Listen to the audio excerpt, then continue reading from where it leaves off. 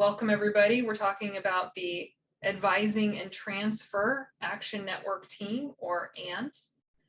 You heard previously as one of the Ignite session videos from one of the co-chairs of the Advising and Transfer ANT, Emily from UC Riverside. She serves there as the Interim Vice Chancellor for Enrollment. And she was able to share some really exciting insights about the Advising and Transfer ANT and why it's been so important over the last couple of years, in particular around making the connections, right? That the collective impact abilities of this ANT, this regional collaboration, is so important when we're talking about a subject, especially like advising and transfer, that engages with multiple institutions at multiple levels of education. And so we're excited for you to join us today to learn a little bit more about the Advising and Transfer ANT, and excited to be joined by one of the ANT's more green members, but she was willing to share her experience over the last half year or so.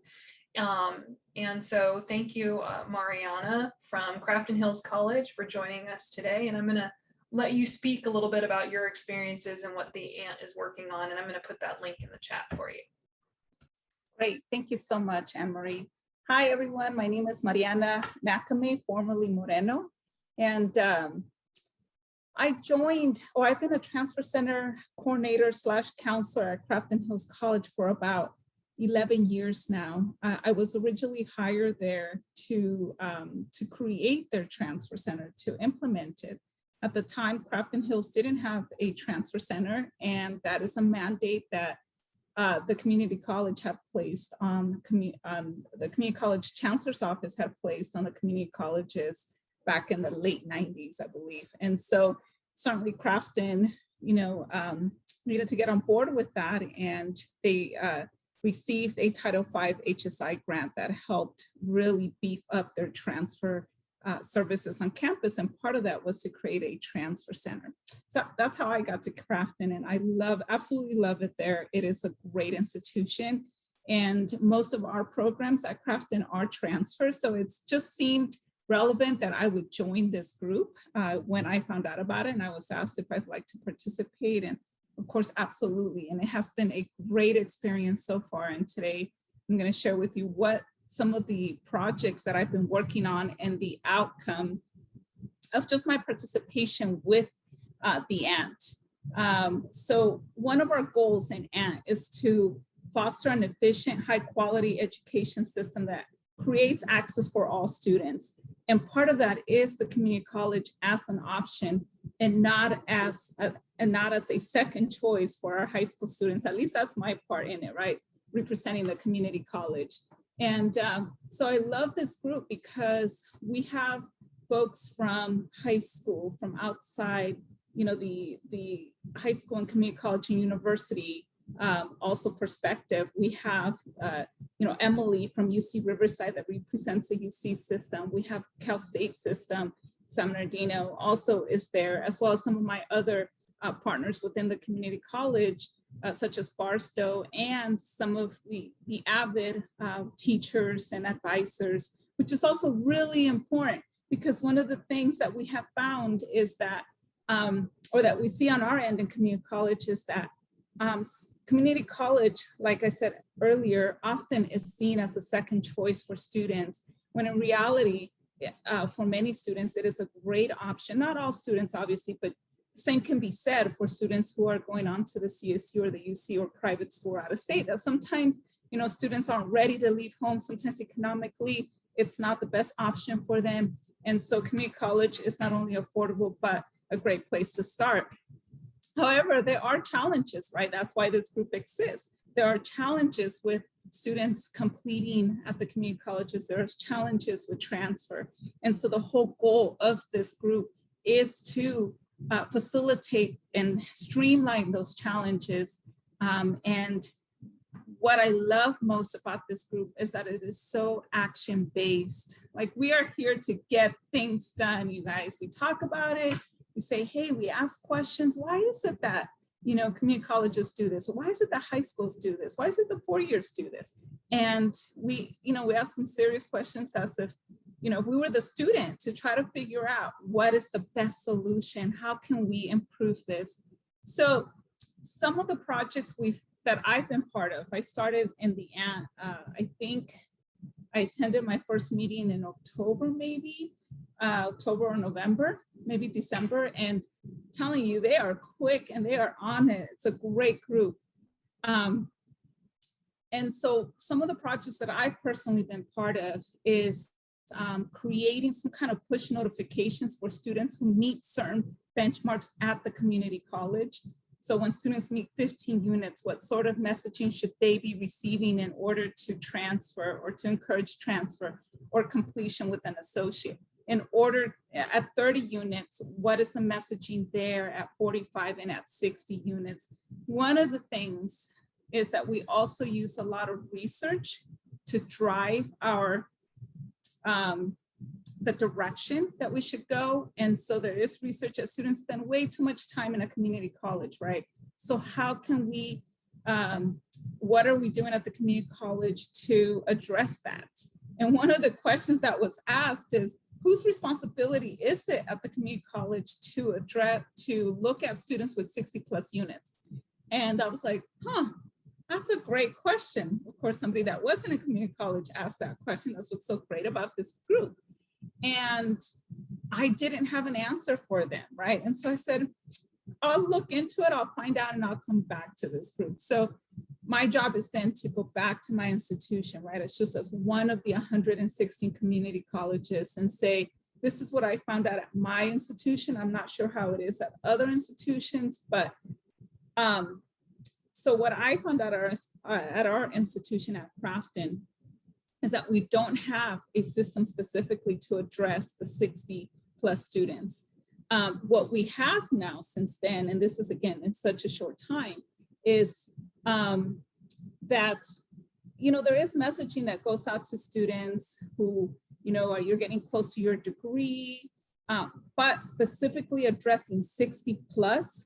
That's something that, first of all, we need to identify. How do we identify which students have 60+ units, right? And then work our way backward. How many students are those that are in the 60+, right? How can we encourage them to come in? Before we even start that messaging, we really need some kind of system that allows us to see who those students are. And so that was my first assignment within our institution. And also, in addition to that, what our next assignment is as a result of this group is to find out how we can automate messages to students in those different benchmarks.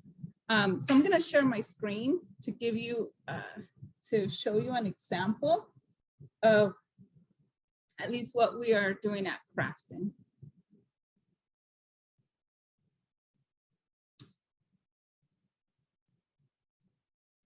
So one of the things we know is that students get a lot of messages, right?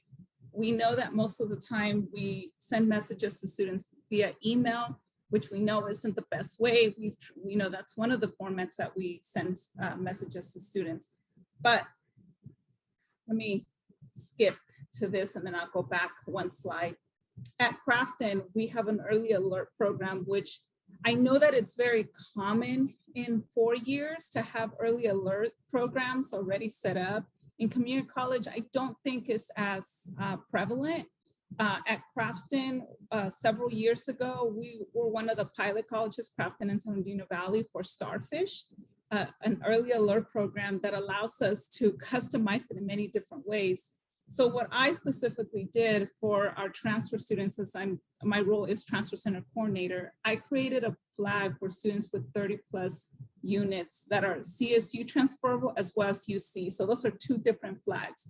30 units of Cal State University transferable units completed, and as well as 30 units of UC transferable units completed. Those two could be different because there's courses that transfer to Cal State that don't transfer to a UC.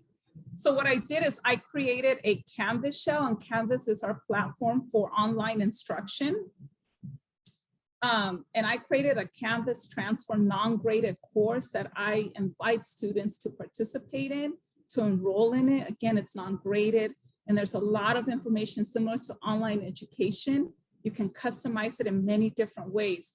And so my message, and I'll show you what that looks like in just a moment, is sending a congratulations message to students and asking them to enroll in this Canvas transfer shell that would allow them to go through the transfer process. Students do self-enroll. It's completely up to them. They don't have to. And they receive I receive daily messages of students who have enrolled. So this is the platform. This is the Canvas that I created for students who have 30 plus units. This is just a screenshot of my homepage. Students can click here and get a list of our fall transfer events. They can register for our workshops. They can register to meet with the university reps that are coming to campus. They can meet with a counselor both in line in person. And then there's drop-in for quick questions, both in person and online, because all of our services are now hybrid. What you don't see at the bottom is that I have the same type of interface here, but for spring. So I have a 2 quick question survey that allows students to know whether they're going to be applying as a spring transfer or a fall transfer. This is for the fall. So when students get here, if they click here, it allows them to go through sort of modules like they would in an online class as to preparing for transfer, applying for transfer, and that is including coming to all of our workshops, but also viewing our YouTube channel. If they don't want to come to a workshop and they want to just do it on their own, we have done step-by-step instructions on how to fill out the Cal State and UC application. After they apply, we do a workshop in January because there's several things that students have to do after they apply to Cal State. They have to submit transcripts to the Cal State from all the colleges they've attended. They must apply for graduation at the community college if they're graduating. There are university portals to set up. So there's several things. There's the Cal State and UC update that's due January 31st for both systems. So we have a whole set of to-do tasks here.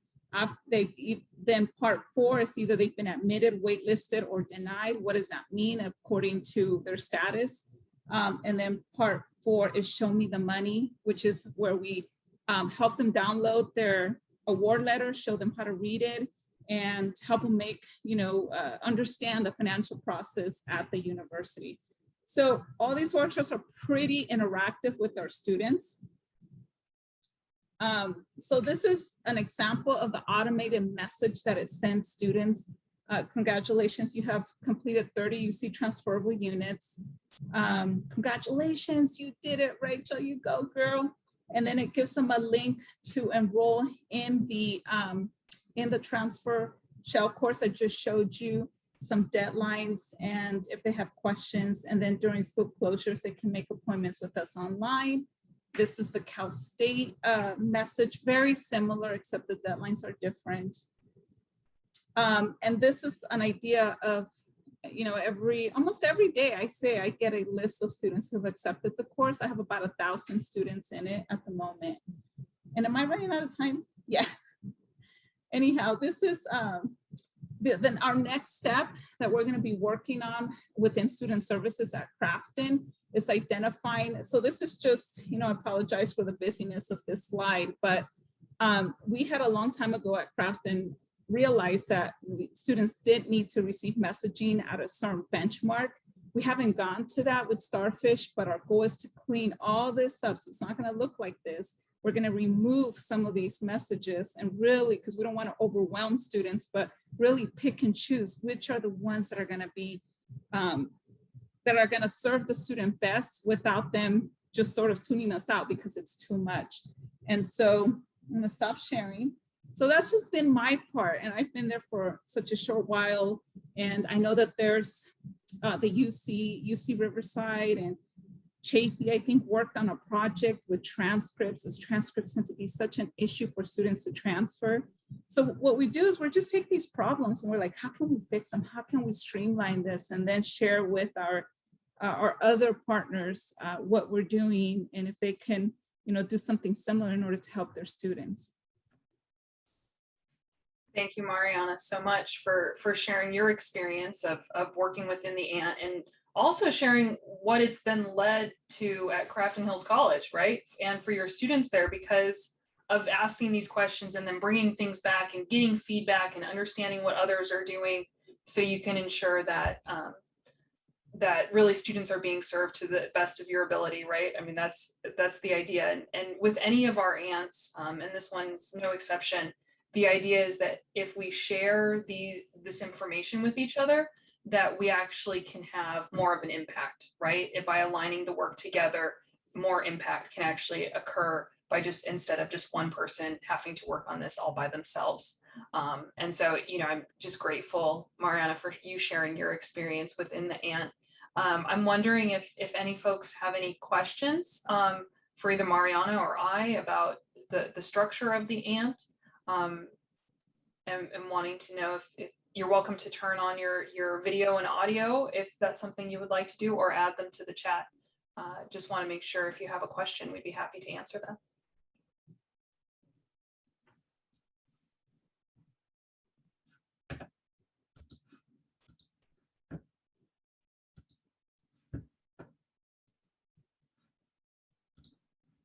While you are thinking of a question, feel free to interrupt me.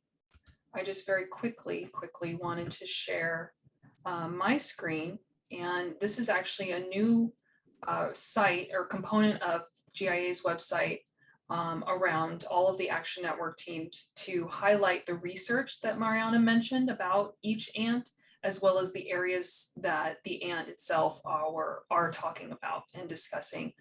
And so this one, you have the link in the chat, but it talks about, the research behind the dual enrollment component. If you were participating in discussion earlier, we're working on a policy area that's connected directly to this ANT. In addition, there's a section here around post-secondary planning and what's moving forward in that area. And then there's also the idea that Mariana just spoke about, is this idea around transfer from community college to four-year institution and how to work on that. So both some research as well as what are they doing to move forward on all of this work. And so I just wanted to mention that to you, that you can go there for additional information. And part of why it's a website is so you can it'll get updated. And Mariana has the tactical plan. I know she was looking at it earlier, we were looking at it, but there's a lot of information in there. And so there's a link there to also the tactical plan for you to really dive into what's happening. And then also just wanted to note that you are welcome to join any of the ANTs, this one in particular, because you're learning about it right now, but would love for you to attend. This one in particular meets on the second Wednesday of each month. And so the next meeting will be in October. And at the bottom of the screen, and I'll actually put it in the chat as well, you can email Ida, our Director of Network Engagement, and she can forward you the calendar invite information for that conversation. They are really lively conversations, everyone. It's so nice to have the perspective from many different folks in the room, especially because we often, whether you come from high school or from community college or the four-year, we tend to look at things right through our own lens. And we understand the same lingo, we understand the challenges and why certain things are the way they are. But when you have someone else in the room that asks the same question, but in a sort of from their viewpoint of like, that doesn't make sense, I don't understand, right? It really makes you dig deeper and think deeper about the problem and how you can address that issue. And like I said, as a result of this participation, now we are having conversations on our campus. Whose job is it to, which department is its job is it to address the students with 60+ units, and how many do we have? And so some great things have certainly come out of this. Darcy, you have your hand up? Yeah, I didn't want to interrupt, but I did have a question. So I'm Darcy Harvey, and I'm working with the Association of Independent California Colleges and Universities, which is a mouthful, so AICCU. and we are starting a new project, which is a regional transfer initiative between community colleges and AICCU institutions in the Inland Empire. I've talked about this before to a couple of you. And I was just wondering, this seems like a really useful group. And I was just wondering, what are the representatives, who comes to these meetings? Is it mostly like a faculty representation, or is it mostly transfer counselors? Do you get like community college personnel as well as CSU and UC? I know that there's a lot of, is it like provosts or, like I was just wondering who attends, and like, because it seems like finding the right people to understand the process is a very important part of things. Yeah, Darcy, and also, who has the power to make such changes, right? That's a really important part of it. And that was actually my question when I joined the group, when I went back to my vice president, who said, would you be interested in being in this group? And after my first meeting, I came back and I said, oh my goodness, they're making decisions, they're making changes. I don't think I have the authority to do that. And she said, go ahead and bring that information back to us and we will work on it together. And then, and so I have a great support system at Crafton, but certainly, yes. So I'm a faculty member, I'm a counselor and coordinator, right? I can only make, my decision making can only go so far. But we have then folks like, the senior director of admissions at UC Riverside, who has a lot of power and can make a lot of decisions, right? And so she did. Her and Chafee decided, you know what, transcripts are such an issue. Same thing with San Bernardino.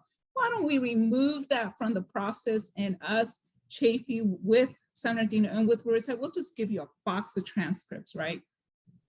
Which I could never make such a decision. So there's all sorts of folks in the room, right? There's counselors, there's faculty, there's senior management there. I hope that answers. And they come from the Cal State UC, and from private school, we have Cal Baptist. And I can't recall the name at the moment, I apologize. It's been a few months since summer since we've had a meeting, but they are also represented, the AICCU. And just to build on that, Darcy, yeah, the makeup is really important. And the ants get a summer break, right? Just like we all need a little bit of a break. And yeah, I think it is Dr. Fletcher over at CBU, Brittany. I think yes, that is who comes. Yes, you're correct. I was trying to remember his name also, so thank you for remembering. And so what I should say, Ida and an intern have been working on this summer is to also reach out to and connect to new people to ensure that the ants have as large a reach as they possibly can. Part of the conversation today is to ensure that folks understand what's going on, and if there's a topic that speaks to them, that they can join in these conversations. I mean, the wisdom of the ants is really based on whoever comes regularly to the meeting, and that wisdom is then brought forward to work on a particular project. Around advising and transfer, we know there are myriad projects that could be worked on. What the ant has really worked on with a tactical plan is to come up with like one or two things. What are the one or two things that as a region we're focusing in on, and recognizing that everybody has a lot that they're also doing, but those one or two things are what we see as the region as something that we can collaborate on together.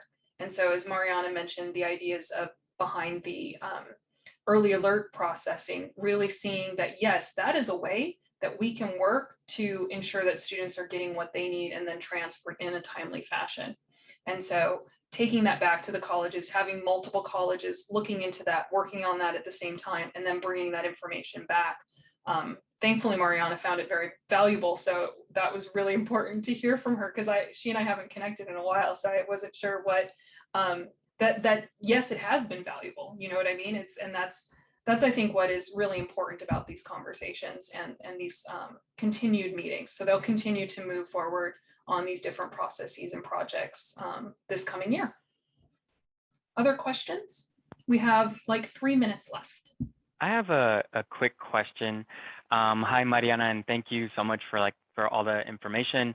I'm with Unite LA, and I'm just a month into my job.